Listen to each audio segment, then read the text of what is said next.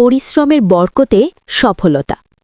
একটি ছোট গ্রামে থাকত এক দরিদ্র যুবক, নাম তার ইয়াসিন।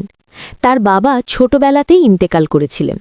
সংসারের দায়িত্ব ছিল পুরোপুরি তার কাঁধে। অনেকে তাকে বলতো, তোমার দ্বারা কিছু হবে না, ভাগ্যই খারাপ। কিন্তু ইয়াসিন বিশ্বাস করত আল্লাহর এই বাণীতে, মানুষ যা চেষ্টা করে সে তাই পায়। সূরা নাজম ৩৯। প্রতিদিন ফজরের নামাজের পর সে আল্লাহর কাছে দোয়া করত, হে আল্লাহ, আমাকে হালাল পথে পরিশ্রম করার শক্তি দাও। দিনে সে কাজ করত মাঠে, রাতে কেরোসিন বাতির আলোতে পড়াশোনা। ক্লান্ত হলেও নামাজ ছাড়ত না। মিথ্যা ও হারাম থেকে নিজেকে বাঁচিয়ে রাখত। বছরের পর বছর কেটে গেল। অনেক কষ্টের পর সে পরীক্ষায় ভালো ফল করল। পরে সে একজন সৎ শিক্ষক হল। তার সততা, ধৈর্য ও পরিশ্রম দেখে মানুষ তাকে সম্মান করতে শুরু করল। যে লোকেরা একদিন তাকে অবহেলা করত, তারাই আজ তার কাছে পরামর্শ নিতে আসে।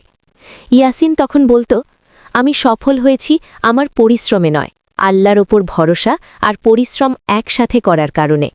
শিক্ষা: ইসলাম আমাদের অলস হতে শেখায় না। দোয়ার সাথে পরিশ্রম জরুরি। হালাল পথে ধৈর্য ধরে চললে আল্লাহ অবশ্যই সফলতা দেন।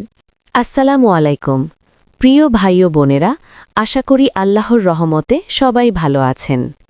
আমাদের ইসলামিক গল্প ও ভিডিওগুলো যদি আপনাদের ভালো লাগে, দয়া করে লাইক, কমেন্ট, শেয়ার ও চ্যানেলটি সাবস্ক্রাইব করে আমাদের পাশে থাকবেন। আমাদের এই ছোট্ট চ্যানেলটি বড় হতে আপনাদের অনেক সাহায্য দরকার। প্লিজ সবাই একটু সাপোর্ট দিয়ে চ্যানেলটার পাশে থাকবেন। আল্লাহ আপনার মঙ্গল করুক।